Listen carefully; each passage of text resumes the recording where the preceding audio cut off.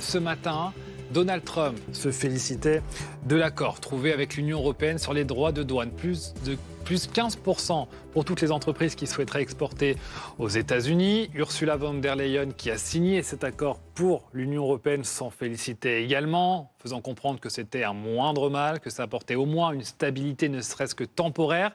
Même si, le ministre de l'Europe le reconnaissait, cet accord était déséquilibré. Coup de théâtre, il y a quelques instants. Le Premier ministre s'en mêle avec cette réaction pour le moins inattendue. C'est un jour sombre, écrit François Bayrou, que celui où une alliance des peuples libres, rassemblés pour affirmer leurs valeurs et défendre leurs intérêts, se résout à la soumission. La soumission, un jour sombre, voilà comment le Premier ministre français qualifie cet accord, signé donc entre l'Union européenne et les États-Unis d'Amérique de Donald Trump. Ces mots sont d'autant plus forts qu'ils ont été postés en même temps, à une minute près, que ceux de Jordan Bardella, le président du Rassemblement national, qui parle non pas de soumission, mais de reddition, qui parle d'un accord de la honte et qui appelle Emmanuel Macron et son gouvernement, qui en ont encore la possibilité de faire preuve, il n'est pas interdit d'espérer, d'un sursaut de fierté nationale. Une autre réaction, venue de la gauche cette fois, celle du patron du Parti socialiste, qui parle lui aussi d'une honte,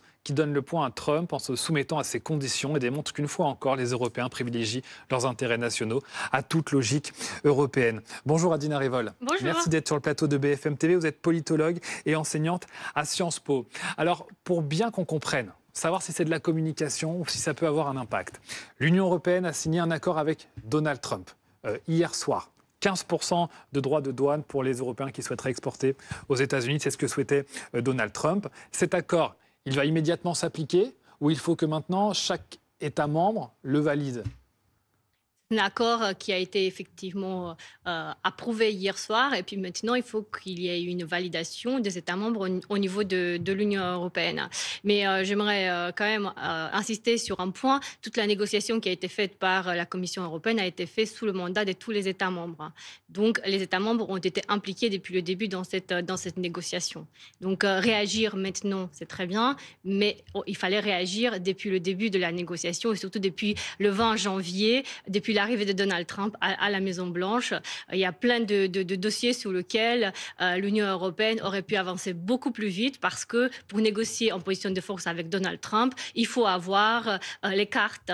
Il faut avoir des cartes. Et l'Union européenne a des cartes, mais elle ne les a pas tout à fait appliquées depuis le 20 janvier. Et pour qu'on comprenne, est-ce que la France, aujourd'hui, pourrait avoir la possibilité de dire non, nous ne souhaitons pas que cet accord s'applique ? Il s'agit d'un accord qui doit être validé par la majorité des États membres de l'Union européenne. Aujourd'hui, il y a une majorité pour soutenir cet accord ? Ça, c'est une négociation, c'est une discussion qui va avoir lieu dans ce qu'on appelle à Bruxelles le COREPER, donc le comité des représentants permanents, donc au niveau des ambassadeurs. Et c'est aux États membres qui sont souverains de décider de l'application de cet accord. Mais encore une fois, les États membres n'ont pas été exclus de cette négociation depuis le début depuis son début. C'est important de le dire. En tout cas, la présidente de la Commission européenne et Donald Trump ont topé en Écosse, chez lui, dans son golf. C'est là qu'on vous retrouve, Laura Calmu.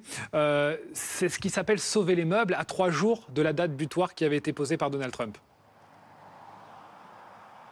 Exactement, un compromis arraché de justesse des produits européens, comme vous l'avez dit, taxés à 15% à leur arrivée aux États-Unis. Alors pour vous donner une petite idée, avant le retour au pouvoir de Donald Trump, les droits de douane étaient aux alentours de 4,8%. Pour l'automobile, nous étions à 2,5%. Alors ces droits de douane sont élevés, mais on le sait aussi, Donald Trump est un bon négociateur et Ursula von der Leyen devait absolument sceller ce deal avant, comme vous l'avez dit, cette date butoir du 1er août, date à laquelle les droits de douane devaient passer à 30%. En contrepartie, l'Union européenne devra également investir en énergie, en gaz, en pétrole et en nucléaire aux États-Unis, 750 milliards d'euros, et investir aussi 600 milliards de dollars aux États-Unis. Alors ce deal a été jugé déséquilibré, mais tout de même, il faut quand même le dire, il met fin à un chaos commercial avec les 27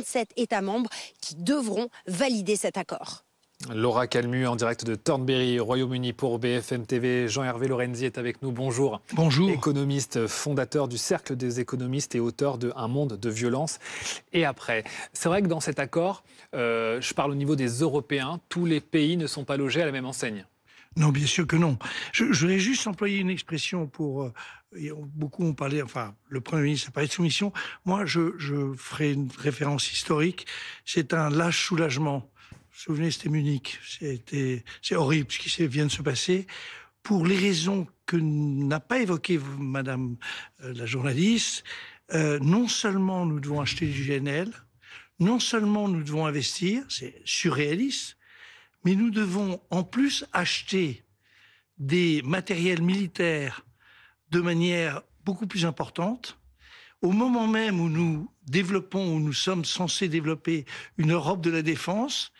Nous sommes en réalité dans un accord où, contrairement, en opposition absolue à cette volonté, il faut acheter du matériel américain de défense. Donc tout ça est surréaliste et je vais dire, je pense que la France, qui demeure une puissance importante, politique et économique, mais je pense que l'Allemagne, j'en discutais avec mes camarades avant, qui est la principale puissance exportatrice, notamment vers les États-Unis, ne laissera pas les choses dans cet état. Je n'y crois pas. Et je crois que Mme von der Leyen a montré là son incapacité en réalité à gérer ce dossier. Donc c'est un jour, je trouve, ça a été dit par tout le monde, mais extrêmement sombre, effrayant et effrayant. Vous reprenez les mots de François Bayrou. Richard Wehrli, bonjour. Vous êtes journaliste, correspondant France et Europe pour le média suisse Blick. Les mots sont forts. Soumission, reddition. Certains parlent même de capitulation. Ursula von der Leyen n'est pas bête. Si elle a signé cet accord, elle l'a fait avec un mandat aussi. Alors, elle l'a absolument fait avec un mandat, c'est très juste, ça vient d'être dit. Les États membres, à tout moment de la négociation, ont pu s'exprimer. Ils l'ont fait parfois publiquement. D'ailleurs, la France avait incité à avoir une position dure vis-à-vis des États-Unis, ou ils l'ont fait dans les coulisses directement auprès du négociateur européen qui était assis juste à côté de Mme von der Leyen, c'est-à-dire M. Šefčovič. La réalité, c'est que Mme von der Leyen a d'une part quand même, et là je suis un peu en désaccord avec Jean-Hervé, reçu des consignes très strictes de l'Allemagne pour faire un accord, pour parvenir à un accord. Elle était donc sous pression de son gouvernement, parce que la réalité c'est qu'elle est chrétienne démocrate, c'est une conservatrice allemande et qu'aujourd'hui le chancelier allemand est conservateur aussi. Ça joue un rôle. La deuxième chose, à mon avis, c'est qu'elle a eu peur. Elle a eu peur de Donald Trump, il faut dire les choses comme elles sont. Donald Trump, on connaît la stratégie du bulldozer. Il l'a convoqué en Écosse, parce qu'en fait c'est ça la réalité. Elle est venue en Écosse et l'idée de sortir de cet accord en disant devant Donald Trump à quelques centimètres « We don't have a deal », on n'a pas d'accord, elle n'en a pas été capable. Et d'ailleurs la meilleure preuve, au moment où on parle, il y a un briefing technique qui a lieu à Bruxelles pour informer les journalistes sur le contenu de cet accord. Madame von der Leyen, qui est très demandeuse de lumière, elle veut toujours prendre toute la lumière, ce n'est pas elle qui va répondre aux questions des journalistes aujourd'hui à Bruxelles, c'est monsieur Šefčovič, le commissaire qu'on voit ici à l'écran. Et vous avez vu les porte-paroles de la Commission sur vos plateaux depuis hier? Ils vous ont sollicité pour s'exprimer? Ils sont totalement absents. On est dans une situation ubuesque, et représenter des médias suisses peut permettre de le dire, où la Commission européenne ne défend même pas l'accord qu'elle a signé. C'est cette capitulation-là qui, à mon avis, est la plus problématique. Et venant d'un pays comme la Suisse qui n'a pas fini de négocier avec les États-Unis, je peux vous dire qu'aujourd'hui, la Suisse attendait d'avoir un barème, que l'accord sur l'Union européenne soit un barème sur lequel elle se calerait. Eh bien, tous les Suisses disent, ce barème-là, on n'en veut pas. Le bon barème pour nous, c'est l'accord britannique. Les Britanniques qui sont tout seuls, ils ont obtenu un bien meilleur deal. Va-t-il exister d'ailleurs ce barème véritablement? Sandro Gozzi, bonjour. Merci d'être notre invité, ancien ministre du gouvernement Renzi et député européen Renew Europe, secrétaire général du Parti démocrate européen. C'est un accord qui vient d'être signé et qui pourrait quasiment déjà être enterré? C'est un accord qui est très mauvais, vous l'avez dit. C'est un accord qui est le fruit de la peur de von der Leyen et d'un choix politique erroné. Parce que von der Leyen a voulu chercher les minimum dénominateurs communs et notamment elle s'est aplatie sur les intérêts de l'industrie allemande et sur la position de Giorgia Meloni. Friedrich Merz et Giorgia Meloni voulaient absolument un accord. Giorgia Meloni parce qu'elle est trumpiste et il ne voulait pas froisser son chef. Et Friedrich Merz, parce que vous savez combien l'industrie de l'automobile allemande est puissante à Berlin et à Bruxelles. Mais c'est un accord, évidemment, qui est le fruit d'un choix politique erroné, alors que là, l'Europe aurait tout pour promouvoir ses intérêts et pour se faire valoir. Là, on n'est pas dans la sécurité de la défense, où il y a les vétos, on ne parle pas d'une voix unique. Là, on est dans l'Europe qui a les plus de pouvoirs. Elle parle d'une voix unique, il n'y a pas de veto possible. Donc, von der Leyen aurait dû penser au véritable intérêt du marché unique européen. Et le véritable intérêt du marché unique européen, ce n'était pas de négocier de cette façon. Et quand, disons, les diplomates derrière les coulisses, j'ai vu la presse française ce matin et d'autres pays disent « Ah oui, mais vous savez, oui, c'est pas vraiment génial, mais vous savez, on a risqué 30%, donc 15% c'est mieux. » Oui, tout à fait, mais c'est la palisse, on doit dire. Mais c'est absolument, c'est vraiment une stratégie qui est mauvaise. Là, nous l'avons dit en tant que Renew Europe, en tant que démocrate européen, la France aussi. On a tenu la pression, c'est vrai, j'entendais en studio que alors tout le monde était informé dès le départ. Oui, je ne suis pas sûr, Sandro Gozzi, parce que je lis un message de Stéphane Séjourné, qui est votre camarade, qui est votre collègue, vous êtes dans la même équipe, et qui dit que Ursula von der Leyen, sa seule boussole, c'était les intérêts des Européens, que ça a été sa seule boussole, et que cet accord, eh bien, il permet d'éviter une guerre commerciale dont les conséquences économiques auraient été désastreuses. Donc, tout le monde est divisé, y compris au sein de votre camp, si je comprends bien. Moi, je pense que Stéphane Séjourné, très justement, il est un commissaire européen. Il est là en tant que commissaire européen. Il ne représente ni la France ni Renew Europe. Et il ne peut pas, parce que les traités imposent aux commissaires européens d'être indépendants et il y a un devoir de collégialité. Donc, j'imagine que von der Leyen a discuté avec ses commissaires et sans doute, il est vrai qu'on a évité une guerre commerciale.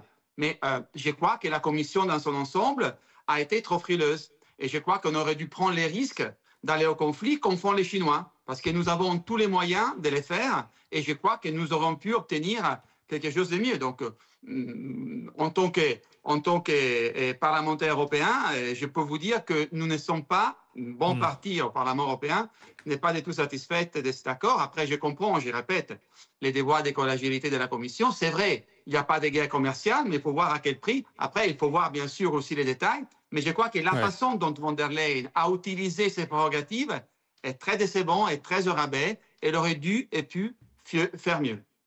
Adina Revol, vous nous dites que c'est un peu facile aujourd'hui pour les responsables politiques de critiquer cet accord alors qu'ils ont été mis dans la boucle depuis le début ? Non, mais les États ont été mis dans la boucle depuis le début, mais en fait, Donald Trump a utilisé une stratégie très, très porteuse parce qu'en fait, il a appuyé sur deux leviers où l'Union européenne est très faible, la défense et l'énergie. Et en fait, c'était très difficile de négocier dans une position de force lorsqu'on est très faible. Depuis le début de l'intégration européenne, on a délégué aussi bien notre défense que notre sécurité énergétique. Et aujourd'hui, on le voit dans l'accord qui a été conclu, ces deux leviers de puissance américains sont bien présents. Et dans le contexte actuel, il était très difficile de négocier un meilleur accord. Donc en fait, aujourd'hui, il faut prendre acte de ce qui a été fait et puis engager une vraie stratégie de puissance de l'Union européenne qui passe d'ailleurs par la ratification du Mercosur et par l'approfondissement de notre marché intérieur. Parce que d'ailleurs, aujourd'hui, on achète 20% de la dette externe détenue par des partenaires externes aux États-Unis.